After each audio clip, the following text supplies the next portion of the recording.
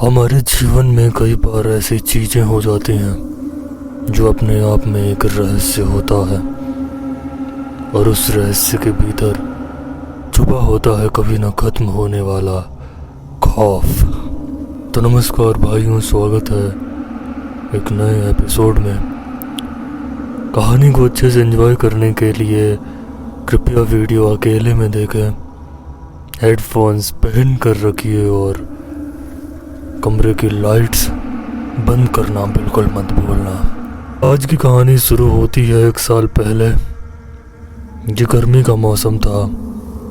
मेरी बहन की शादी हुए कुछ ही महीने हुए थे और मैं उससे मिलने उसके ससुराल गया था। मेरी बहन की शादी एक गांव में हुई थी। ये पहली बार था जब मैं उसके ससुराल वाले घर में रुकने वाला था।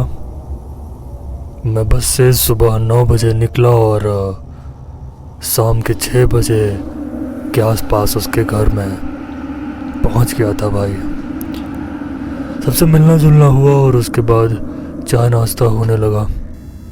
अच्छा, मेरी बहन की फैमिली में उसके सास ससुर और मेरे जीजा जी थे और कोई नहीं था, ना कोई बहन ना कोई भाई।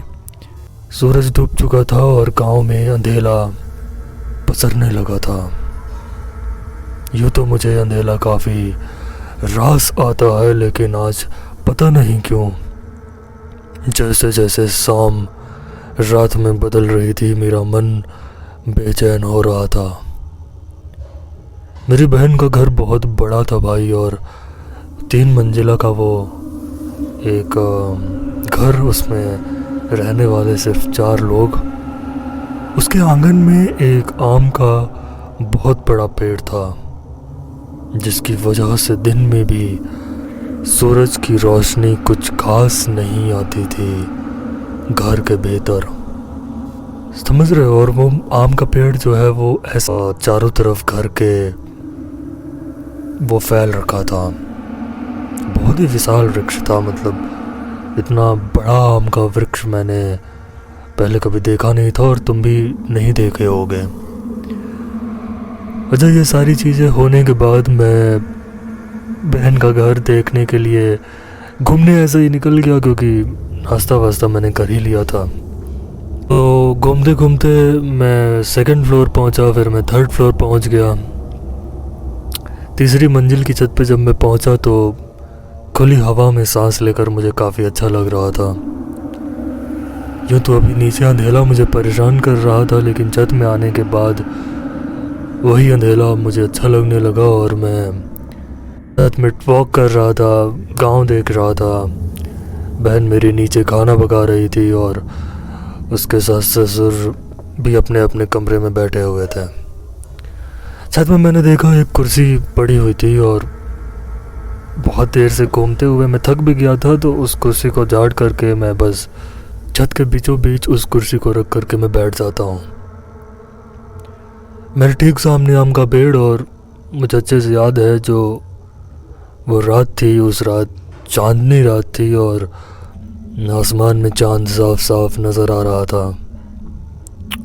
चांद की रोशनी में बहुत सारी चीज़ें विजिबल होती हैं। मैं कभी मोबाइल चला रहा था तो कभी मैं चांद को निहार रहा था और ये करते करते 1-1.5 घंटे कब बीत गए मुझे पता ही नहीं चला। ये कोई 9 साढ़े 9 की बात होगी शाम के। अचानक मोबाइल चलाते चलाते अचानक ही मेरी नज़र सामने खड़े आम के पेड़ पर जाती है और इमेजिन करो ये पेड़ कितना लंबा था। मैं 3री मंजिल की छत पर हो और फिर भी ये दिख रहा है मुझे। तो अचानक ही जब मेरी नज़र पड़ी भाई, तो जब पेड़ की तरफ मैं देखा तो मुझे ऐसा लगा जैसे पेड़ की डाली पे कोई औरत लाल साड़ी पहने हुए बैठी है। और ये अचानक हुआ, मतलब समझ रहे हो, तुम्हारे सामने कोई पेड़ है और तुम बेफिक्र बैठे हुए और अचानक ही तुम्हारी नज़र अगर पेड़ पर पड़ती है और तुम देखते हो कि उसकी डाली पे कोई बैठा हुआ है। और मुझे आज भी अच्छी तरह से याद है कि एकदम साफ साफ मुझे नज़र आया कि एक औरत है जो लाल साड़ी पहनी हुई है और वो पेड़ की टाली में बैठी हुई। ये बहुत ही अजीब चीज़ थी। लाइक घर पे और कोई ऐसा था नहीं, तो जब मैंने ये ऐसा देखा तो मैं एकदम से घबरा गया। और वो पत्तियां बीच में आ रही थी ना, जिसकी वजह से उसका फेस नहीं दिखा उस औरत का। लेकिन ये दृश्य मुझे अंदर तक झकझोर कर रख दिया और मैं काफ़ी डर गया था। और विदिन सेकेंड्स ही आँख मूंद करके मैं नीचे भागा और तीसरे मंजिल से मैं भागते हुए नीचे आया और फ़ौरन अपनी बहन के रूम पे मैं गया और वो वहाँ पे मौजूद भी थी। मेरे पसीने छूट चुके थे और मैं पूरी तरह से हाँफ रहा था। मेरी बहन ने जब मुझे देखा तो उसने पूछा क्या हुआ। कुछ सेकंड्स तक मेरी आवाज़ ही निकल कर बाहर नहीं आई। मैं इतना ज़्यादा डर चुका था वो दृश्य देखकर। मेरी बहन ने मुझे शांत किया और उसने मुझसे पूछा कि हुआ क्या है, तुम डरे हुए क्यों हो, तुम्हारी सांसें तेज क्यों चल रही हैं, पसीने पसीने में क्यों हो गए हो। थोड़ी देर बाद जब मैं थोड़ा नॉर्मल हुआ तो मैंने उससे बताया कि मैं तीसरी मंजिल पे गया हुआ था। वहाँ मैं कुर्सी में बैठा और 1-1.5 घंटे से मैं वहाँ बैठा हुआ था और तुम्हारा ये जो पेड़ है आम का, मुझे अभी अभी एक औरत ऊपर बैठी हुई पेड़ की डाली पे नज़र आई, वो भी लाल साड़ी पहने हुए। मेरी बहन ने जब ये बात सुनी तो उसने नज़रअंदाज जैसा किया। उसने कोई रुचि नहीं दिखाई। उसने कहा ऐसा कुछ नहीं है और ये महज तुम्हारा वहम है। और उसने इस बात को पूरी तरह से टाल दिया। उसने कहा तुम्हें भ्रम हुआ होगा। लेकिन मैं 100% श्योर था कि ये कोई भ्रम नहीं है यार। खुली आंखों से जो भी चीज़ें दिखाई देती है वो भ्रम तो नहीं होता है। वेल मेरी बहन ने माना नहीं। उसने कहा कि तुम थके हुए हो और बस ऐसे ही तुम्हें कुछ दिख गया, ऐसा कुछ है नहीं करके। मैं उसकी बात काट नहीं पाया, लेकिन मुझे और मेरी आत्मा को ये बिल्कुल पता था कि ये कोई भ्रम नहीं था। थोड़ी देर बाद खाना पक गया और हम सभी रात्रि का भोजन करने लगे। डिनर करने के बाद नीचे वाले फ्लोर पे मेरी बहन का रूम था और नीचे ही उसके मॉम डैड, मतलब उसके सास ससुर भी नीचे ही किसी कमरे में सोते थे, क्योंकि वो चल उतना पाते नहीं थे तो वो ऊपर जाते ही नहीं थे कभी। तो खाना खाने के बाद अब बिस्तर कहाँ लगेगा, मेरी बहन का घर है अभी, तो वही डिसाइड करेगी। तो मेरे कुछ पूछने से पहले ही उसने कहा कि तुम्हारा बिस्तर जो है वो दूसरी मंजिल पर इस कमरे में लगवा दिया है और जाकर के अब आराम करो, फिर कल बातें करेंगे, तुम थके हुए होंगे। हाँ, उसने तो मुझे बोल दिया ऊपर जाने के लिए, लेकिन मैं ऊपर जाना बिल्कुल भी चाहता नहीं था, क्योंकि एक तो सेकंड फ्लोर पे भाई कोई था नहीं और तीसरी मंजिल पे अभी जो मैंने देखा वो सब देखने के बाद मेरी हिम्मत नहीं थी कि मैं अकेले ऊपर जा कर के सोऊं। लेकिन अब चूँकि बहन का ससुराल है, उसका घर है, अब जहाँ पे व्यवस्था बन गई मुझे जाना ही था। मैं भाई जैसे तैसे हिम्मत करके मैं 11 बजे के आसपास ऊपर पहुँचा और अपने उस रूम पे जहाँ पे मुझे सोने का बोला था बहन ने, वहाँ पे पहुँच गया।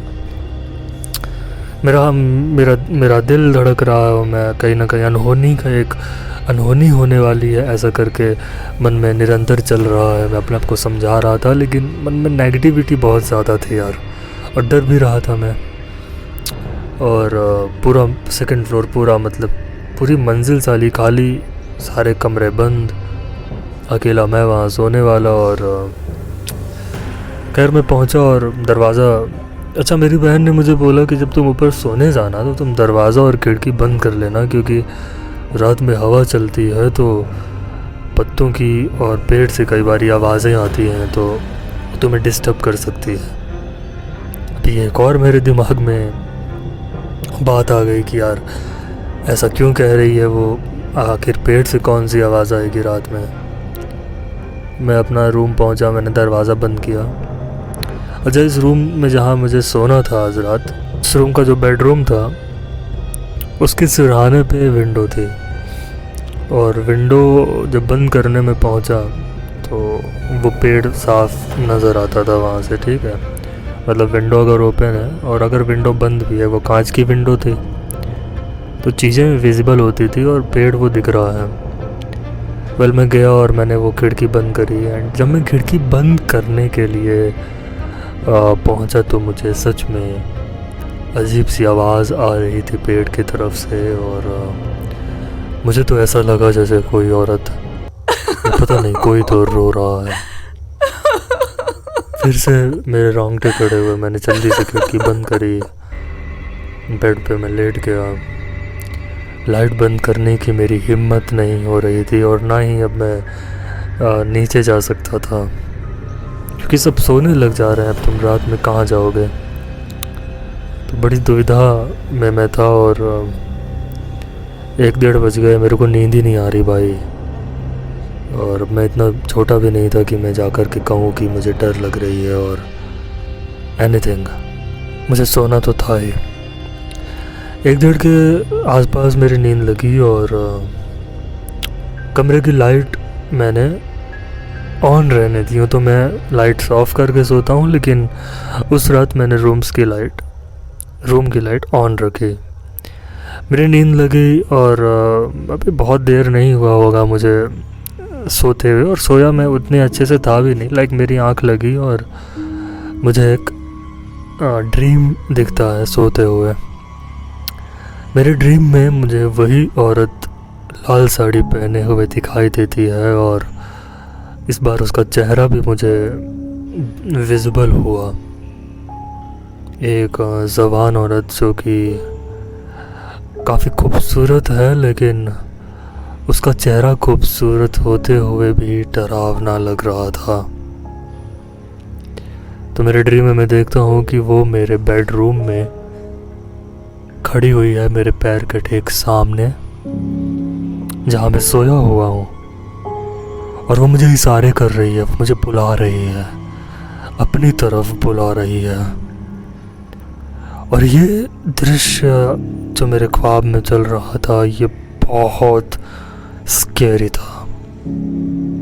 समझ रहे हो? एक खूबसूरत महिला जो कि तुम्हें डरावने लगे, ज़रा कल्पना करना। और जिस तरह से वो इशारे मुझे कर रही थी, अपनी तरफ बुला रही थी, वो बहुत ज़्यादा डरावना था। तभी मेरी नींद खुल गई डर कर, और जैसे ही मेरी आँख खुली तो लाइट जो कि चल रही थी, कोई नहीं था वहाँ पे। लेकिन जब थोड़ी देर में मैं नींद से अच्छी तरह से उठा तो मैंने देखा कि यार मेरे कमरे का दरवाज़ा हल्का सा खुला हुआ है।